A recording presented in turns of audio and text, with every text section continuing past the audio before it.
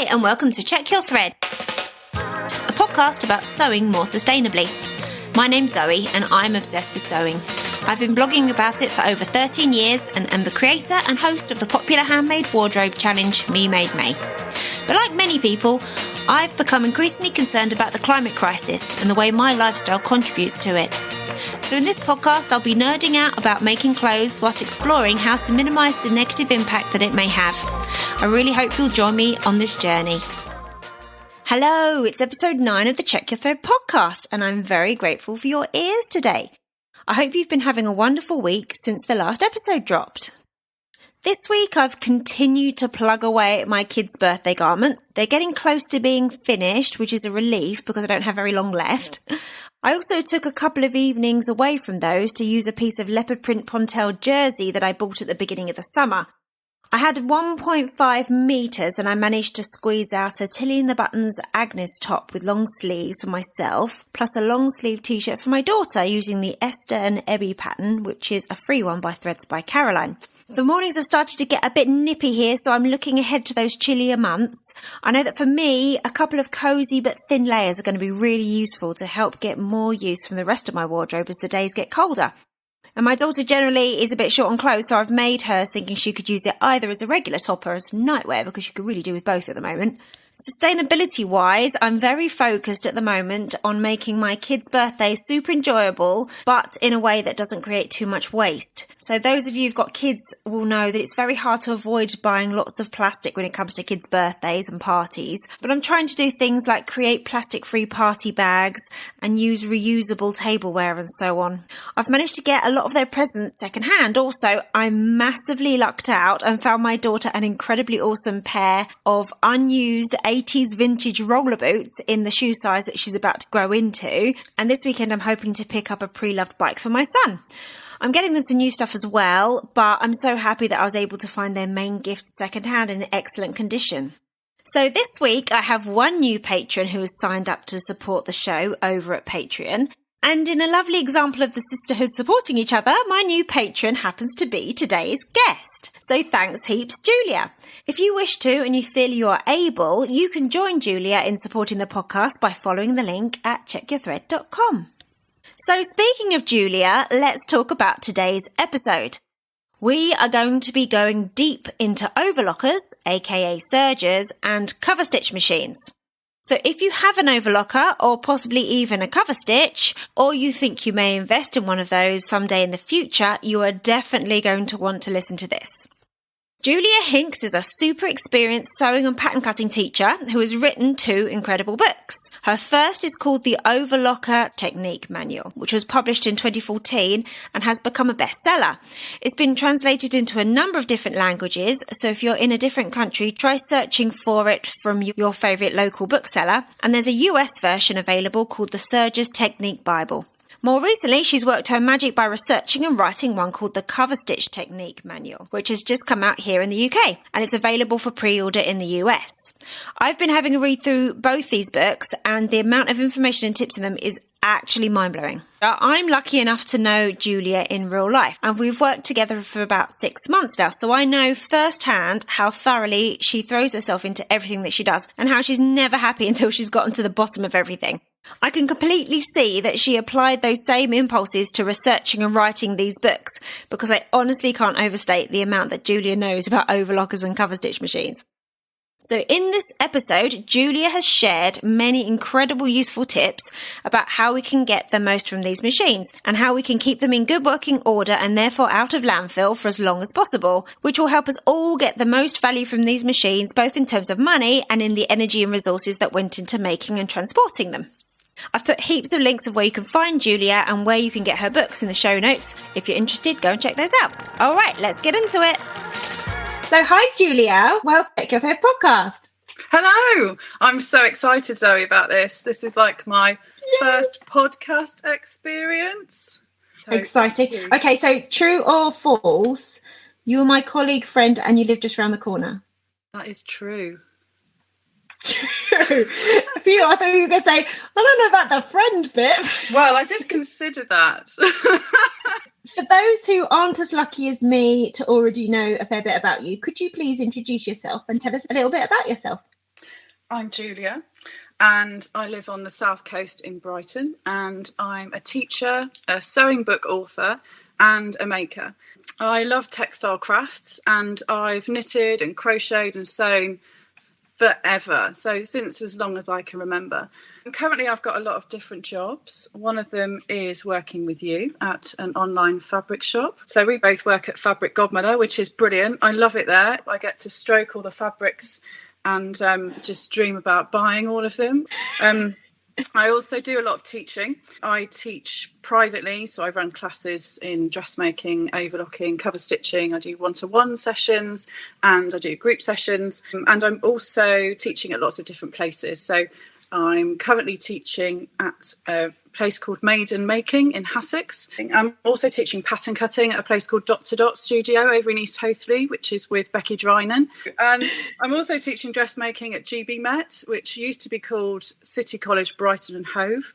But they changed their name because they've gone through a merger. I've been there about 14 years. That was my first dressmaking teaching gig. So I've been there forever. Wow. Awesome. So obviously I could pick your brains on all sorts of sewing related topics, but today we're having a bit of a deep dive into overlockers, aka sergers, and cover stitch machines, because you've written 2 amazing books about them.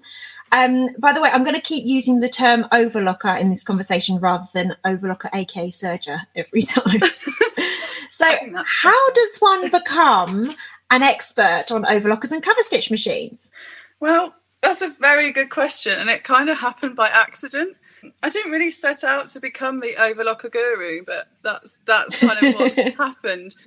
So, well, I've always made a lot of clothes from stretch fabrics, knitted fabrics. My mum gave me her old overlocker, and then she bought me a cover stitch machine a bit more recently so I could do a better hem. So I sort of started off really being kind of self-taught. So I sort of learned how to use the machine myself and read through like the manual and did a bit of research of things. And then when I came to actually writing the book, that's when I realised that, maybe I didn't know as much as I thought I did. But, so I've learned quite a lot more through that process of researching. I guess I've got a lot to, I've got the lovely Wendy Ward to thank for kind of putting me in touch with the publishers to begin with, because they'd got an idea for an overlocker book that they wanted to be written, and they were looking for sewing teachers that might be interested. But she was very busy already writing her own books. So she kind of offered up my name and they got in touch with me. So that's kind of how they found me, really. And I've learned quite a lot from just my own research, really. Yeah, having done the overlocker book, there was a bit of information in that book about cover stitching, but it was really kind of limited because I just put some things in there just because it's a bit of an overlap if you've got a machine that does, the combination machine that does both. And so I just felt there was a need to have another book about specifically cover stitching because there's not really anything much out there. But yeah, it took me about 7 years to kind of do it. But I didn't think I'd ever say this, but I actually quite enjoy the kind of research and the writing bit. Really? Yeah. You have a really clear way of expressing yourself in the books as well. I guess that comes from your teaching as well, like finding the easiest and the clearest way of communicating things.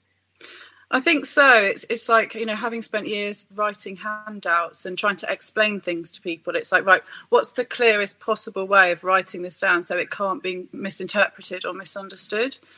I would bet a lot of money that you've been asked this question many, many times as a teacher, but is it essential to have an overlocker or even a cover stitch machine to make successful garments? No, it isn't essential. You don't need either machine. But I think if you want your handmade clothes to look a bit less handmade, then it's the way forward, really. Certainly the first step would be the overlocker and then the cover stitch machine if you work a lot with knit fabrics. I mean, you suppose most people would just start with a sewing machine, and then even if you work with woven fabrics, you just get a much better, more professional, nicer finish if you overlock all your seams. So let's start with overlockers. Can you give us some tips about what to look for when you're buying an overlocker? I think the first thing is buy a brand that you've heard of. Don't just get the one out of the supermarket because it's a bargain, because it's probably cheap, and it's probably a bargain for a reason. go for something that's kind of not more than 5 years old if you're looking down the second-hand route, because the older ones don't necessarily have all the same settings that the newer ones will do. You know, they've been improved over time. Some older machines don't have a differential feed setting, which is really useful. You can get machines that will do a 2-thread, 3-thread or 4-thread stitch, but to be honest, most of the time you're going to want 3 or 4 threads. So don't be drawn into one that offers loads and loads of options that you're just not going to use the 2-thread one. You can get a combination machine that will do overlocking and cover stitching, but I think if you're just starting out with an overlocker, it's easier if it just does overlocking. I think the ones with the lay-in tension dials are easier to thread. You know, the ones that have got the dials that sit on the top of the machine rather than the ones with the knobs on the front. You can get overlockers which have an easier to thread looper. Or the lower loop is the worst bit to thread. So some machines will offer like an easier to thread option. It might be that the whole of the front of the machine opens out, like on the Jaguar machines. They do that you can open both sides and kind of fully get into the looper section. Others just have a bit of a switch on the right hand side. So when you open the right hand looper cover, you've got a bit of a switch that you can position the lower looper to the right so you can thread it more easily. I mean, having said all of that, I've got a machine that doesn't have that option, and you just get used to threading it. So it's like any new thing, isn't it? You just learn how to use it. And, yeah. If someone decides to buy either of these machines, do you think that they'd be making a better investment with their money if they were to buy second-hand or new? And what factors are in play regarding that decision, would you say? Yeah, I think it's a lot to do with the budget. You know, you've got to really buy the best that you can afford. I think there's a danger with buying a second-hand overlocker machine, particularly if you're looking, you know, on somewhere like Facebook Marketplace or eBay, that if you buy that machine, someone's really used it and it's just not going to be that great. So if you're going to go down the second-hand route, particularly for overlockers, I think I would try and get one from a sewing machine shop. And I know that you bought one quite recently, second-hand, from a sewing machine repair guy. Exactly, who reconditions machines. So I knew that it was in good working order and that it had been stored in a warm environment, it hadn't dried out and stuff like that. Yeah, because that's the thing. If you buy it from the shop, they're not going to sell a second-hand item unless they've serviced it, they've looked at it, and they know they're selling something good. They'll also give you some demos. Yeah. So they'll take you through like how to use it, what to look out for, and because if it doesn't work, you're just going to bring it right back again, aren't you? Exactly. Which is the one you use the most? I think the Janome is the one that I use the most, which is the one. Right. Actually, Janome let me keep a machine that I borrowed when I wrote the first book. And that's the machine that I use most of the time. Right. Is that like a mid-range? It's their basic entry level. So no, it's nothing fancy. Oh, really? It's just their basic first level overlocker machine that you will find on their J shop online. So it's nothing fancy at all, but I'm just quite happy with that one. No problems with that. I think with the Coverstitch machine, I think at the moment there's not a huge amount of choice because I think they're relatively new to the domestic market. So you're quite limited by choice. And I think with a Coverstitch machine, you might buy one that's kind of more entry level and cheaper, but you might find that you're forever tinkering with the settings for different fabrics. It doesn't always work straight out the box on everything. And, you know, people will find that the learning curve is pretty steep to try to get it to do what you want it to do. I mean, I've been lucky enough with the research for the book. I contacted lots of different manufacturers and shops and amassed quite a collection of machines on loan for the purpose of the book, which is brilliant because I got to try out loads of ones. Certainly you do kind of get what you pay for. I'd say if you're looking for a cover stitch, there's always like a new model that's just been brought out. So like Babylock, for example, have in the last year brought out their latest cover stitch machine, which is the Euphoria. And so the previous model, which is their second cover stitch that they brought out, lots of people are selling that because they want the new Euphoria. So you'd be quite well placed to try and get one of those secondhand because they work and they will keep working for a long period of time. They're really, really well built. So things like Juki as well. There's another good brand of cover stitch machine to go for. Janome have also just brought out a new machine. So there's probably a lot of secondhand Janome machines out there too because people are upgrading again for their cover stitch. Yeah. Right. That's a good tip. If you've invested in an overlocker or a cover stitch machine, whether it's new or secondhand, what would you recommend that we do to keep it in good working order for as long as possible? Certainly with the overlocker, you really need to clean it and clean it regularly. I mean, you've got one, you know it. They just build up with fluff. Like you use it once. Every time you use it, ideally, you should give it a good sort of brush out and clean. So when you buy an overlocker, you'll get all these accessories and they give you the world's tiniest brush to clean your machine with. It's like, it's true. It's small, smaller than a toothbrush. So do yourself a favour and swap it out for a makeup brush or a big fat paintbrush or something. I've just got a household paintbrush that's probably like an inch wide or something. Yeah, and then I just that's use a good idea. Just shove it in, brush out the machine, and then team that up with your Hoover, and then just brush and suck, and you get it clean. How often do you do that, or how often should we do that? I mean, I would say do it every time you use it, or at least every other time you use it. I mean, even if you don't vacuum the inside, at least kind of give it a bit of a brush through, because it. So in between each project, more or less. I think so, but if you're doing something with like toweling or velvet, or something that's really corduroy, that's another one. Don't be tempted to use one of those air canister things. You can get them for cleaning your keyboard, like the yes air. Yeah. Don't use that, because it can just force the fluff and muck further into your machine. So and then you can you want to suck, not blow. Suck, not blow. That's it. That's the best advice. The other thing is talking about cleaning the machine. I mean, the cover stitch machine is quite straightforward. You're not going to get as much fluff from that. But again, you can brush the inside of that out and do a quick Hoover. The tension discs, you can use dental floss or thick thread to floss them and then get the fluff out, because sometimes dust and fluff gets stuck in the tension discs, and then that can lead to tension issues with your stitches coming out the other end. So if you've got some really kind of inconsistent stitching, sometimes it's because your machine's really dirty and your tension discs are full of fluff. I don't do that so often. I usually only do that if there looks like there's a problem with the stitching. I mean, you can give your machine a really good clean out without having to unscrew things and remove parts. I mean, sure, you can remove the needle plate in the same way that you can with a sewing machine, and then you can dust a little bit further in there and do a bit more hoovering. Right. The other tip I'd say about if you're hoovering your machine and you're a bit worried about what you're sucking out of it, you could put like a sock over the end of your Hoover and then hoover with the sock. So if you're like, I think there's a screw loose and I might suck up the screw, you can just put the sock over the end of your Hoover and then it sticks to the sock. Idea. What about oiling? Do you need to oil overlockers or cover stitch machines? Some machines in the manual will say to oil them, but most of the newer modern machines say they're self-lubricating.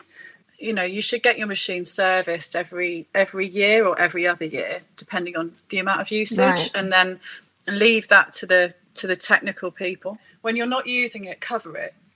Throw something over the top. I was going to say, I'm terrible with that. Yeah, I do try to cover my machines up, but sometimes you think, I'll use it again tomorrow, and then maybe it's a week before you come back to it.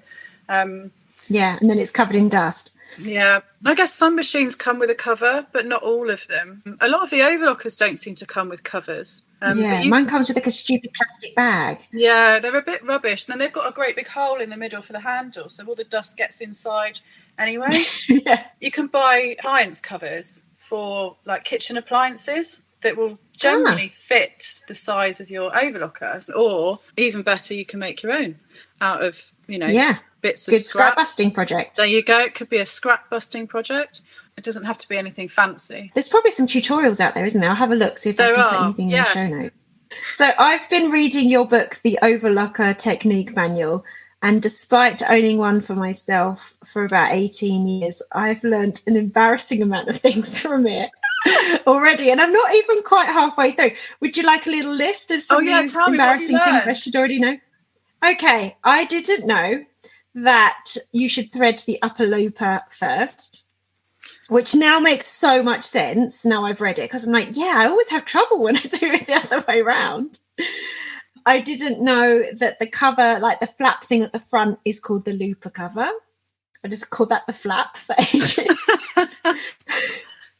I didn't know that you could alter the cutting width or the stitch width. I thought that was just set on all machines. And I didn't know, but I now love that cool trick of covering up the beginning of the chain of overlocking thread as you're sewing. Oh, that's pretty life-changing. I mean, I guess you don't know what you don't know. No. But yeah, there's probably loads more, but that's what I've taken away so far, and I'm literally only halfway through. I think people would probably be like, oh, I've got an overlocker, I don't need that book. But actually it's got, like you say, a lot of things in there that you didn't even realise. Knowledge is power. Yeah. What are a few things that you wish everyone knew about their overlockers?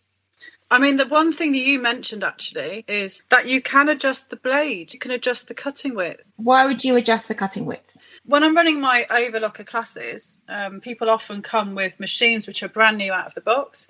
When they make their seams or they do like a little test piece of stitching, there's quite often a tiny gap between the end of the fabric and the end of the stitch. And that's to do with the cutting width. You're cutting off too much fabric, if that kind of makes sense. Yeah. So would you adjust the cutting width or would you adjust the stitch width to correct that? Well, the stitch width is adjusted by adjusting the cutting width. So you've got a blade on your overlocker, yeah? And you can see the upper knife. It moves as you're sewing. But there's actually a lower blade as well. It works like scissors. You've got the upper blade, which you can see moving. And then you've got a lower blade that's kind of fixed to the base of the machine. And then you'll find a dial somewhere which you can adjust the cutting width, and it will move the lower blade either further away from the needles or closer towards the needles. So if you're getting that tiny gap when you're sewing between the end of your fabric and the end of the stitch, if you move the blade ever so slightly to the right so it's further away from the needles, you'll cut less fabric off, and then you won't get that gap in your stitching anymore. Some of the more basic things with overlockers that kind of things people don't know about. First of all, threads. I mean, polyester is the best type of thread to use on your overlocker because it just has a slight bit more give. You don't have to use cones. Yeah, sure, if you're doing loads of sewing, you might want to buy cone threads, but I buy Coates Moon polyester thread. Yeah, that's my favourite as well. Those ones? Like, if you buy them in bulk, you can get them from like about 60p. And you know, on the thread stands, you usually get these cone holders. You don't have to use them all the time. You can take them off. So if you can pull those plastic cone holders off. And also, if you are using them with cones, you need to turn them upside down. Because they're kind of like shaped like a cone shape. So you think, the cone will sit on top of that. But if you turn them upside down, so the wider part is at the top, it will grab hold of the cone and it will stop the cones rattling around. I literally never knew that. And that makes so much sense. So if somebody is making a garment, say with stretch fabric, so they're doing the whole seam, they don't have much of the right colour thread. Is it possible to use a different colour thread on, say, the loopers and then just put your kind of matched colour thread on the needles, or even just one of the needles? Yeah, so when you look at your seam from the right side of the fabric and you pull open that seam ever so slightly, I think particularly on a stretch, if you're wearing tight stretch clothing, you will start to see a bit of the stitching. The only stitch you'll see is the left needle. So if you want to match the colour, you only need to worry about the left needle. The other ones can be whatever colour you like. And I know a lot of people like to use like rainbow coloured threads because, it just goes with everything. It does look really cute inside. And it looks really nice. You don't necessarily want to see it on the side of your leggings. No, match your left needle thread, and then anything else can be anything else. You can use bobbins on there. So if you haven't got 4 threads the same colour, quite often I might just have 2 threads that are the same colour, and then I'll wind bobbins and use bobbins for the needles. The other thing you can do is to get empty spools and bobbins, and then super glue the bobbin to the empty spool, and then you can wind it on your sewing machine. But instead of directing the thread to the bobbin part, you direct it to the empty spool, and then you can just fill up. Oh my goodness. So that's really good if you've just got like one cone that's like rainbow thread, or one cone that's the exact right colour, and then you can just load up loads of empty spools in that way. So what about those woolly threads? Are they essential? Do you have to have them in both loopers, or just one, or not bother? What's the benefit of them? So woolly nylon or woolly polyester, it's like a kind of fluffy thread that bulks out. You would use it on the upper looper, more likely than not. You can use it in both loopers. Gives you better coverage. It's quite nice if you're doing a rolled hem. It's quite a nice thing to use in your upper looper because you get a really lovely edge finish. They're great for things like when you're making swimwear or underwear or activewear because they're softer. Oh, the other really good tip I think for the overlocker is you don't have to sew with both needles. You can actually unscrew and take out your left needle and you can have a narrower stitch finish. So if I'm working with woven fabrics, that's what I do a lot of the time. So I've got a nice narrow edge or narrower edge finish and you save a little bit of thread. If you're working with stretch fabrics, keep both needles in because I think that adds stability to your seam. So let's talk a little bit specifically about cover stitch machines. I feel like cover stitch machines, they feel like a next level piece of kit. Can you explain specifically what they are and when do you think is a good time to make that leap? If you look on the hem of a t-shirt, you'll see cover stitching more than likely. So generally it's 2 lines of parallel stitching and on the underside it looks like an overlock stitch, but it is done specifically on a cover stitch machine. So you can use a twin needle on a sewing machine and you can get a similar effect, but it won't stretch, it won't look as good, it won't look as professional. But yeah, cover stitching will stretch, it will move with the fabric, so it's perfect for finishing hems on knitted fabrics or swimwear types of fabrics, activewear projects. They're mainly used for hemming, for knitted or stretch fabrics, but they can be used for other things as well. So you can top stitch your seams, you can do lots of decorative things as well. You can apply elastic with the cover stitch machine. It does brilliant binding either with or without an attachment that you can put on the machine. You can make belt loops. If you've got a bias binder maker, you can put that upside down on the front of your machine and you can feed your strip through the binder maker into the cover stitch machine, and then it will do the twin stitch on the top and the cover stitch underneath, and you can make belt loops or you can make them into like little belt ties. Oh my goodness. So there's lots that you can do with it just beyond hemming. So that's what I wanted to put in the book really, was all the things you could possibly do.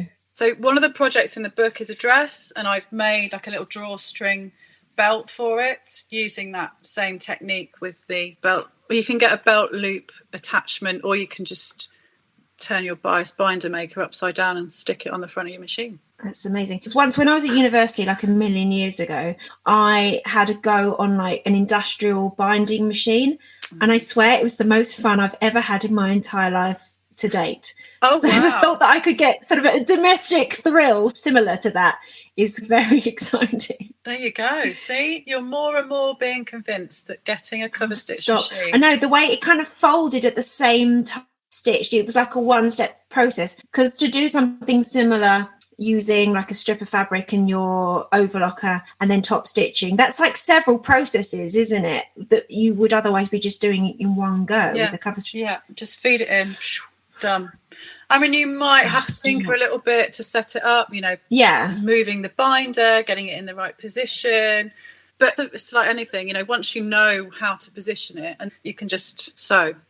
Yeah. Are they more expensive than overlockers generally? They are. I think the kind of entry level is about $350. If that's new, you might get a different deal perhaps for an older model in one of the sewing machine shops. Yeah, so I think they're a bit more of a luxury because, they're not cheap. But I think over time, more people will start buying them. The overlocker, say 10, 20 years ago, was quite new to the domestic market. And then more and more people bought them, more brands started selling them. And now you can pick one up in the supermarket. So I think over time, most people are now sewing with stretch clothing. Stretch clothing is what most people are buying when they're buying clothes. If you think about the garments you're wearing, at least one of the things you've got on is stretch clothing, if not more. I'm hoping that over time the price of them will come down, more people will buy them, my book will become a bestseller, everyone's going to need it. More and more people are piecing together fabric from their scraps and stuff, aren't they, to make garments. So I guess that rather than stitching it on your regular machine and then overlocking or doing a French seam, it is totally possible just to overlock them all together to speed that process up, isn't it? Yeah, absolutely. There's a couple of things in the cover stitch book that were done to use different scraps of fabric and then to put them together and then to top stitch them. So you can sew them on your overlocker and then top stitch the seams, so you get a really nice twin needle stitch or 3 needle stitch on the top. Or you can even do a reverse cover stitch where you sew from the wrong side and then you get that grid pattern. Cool.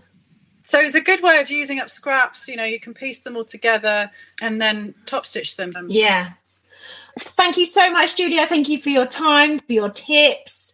Oh, thank you, Zoe, for having me. It's honestly a pleasure to do this. I've been very excited all week knowing that I'm going to do this. So thank you very much. Thank you. I'll see you at work. Thanks so much for listening. I really hope you enjoyed this episode and are left feeling inspired. For more info about the podcast, including show notes for this and every episode, head to checkyourthread.com. I'd love to hear from you, so if you have any comments, questions or ideas for future episodes, please get in touch by emailing zoe@checkyourthread.com or find me on Instagram @checkyourthread. Massive thanks to Patrick Potter for production support, to Sylvia Seller for the awesome logo design, and to Simon at Palm Skin Productions for the music. This ad-free podcast would not be possible without listener support, so if you feel you are able, please consider signing up to the Check Your Thread Patreon. For the equivalent of buying me a coffee each month, you'll be making it possible to continue producing regular episodes. Links can be found in the show notes and on the website checkyourthread.com. I hope you'll listen again next week. Until then, take care. Bye!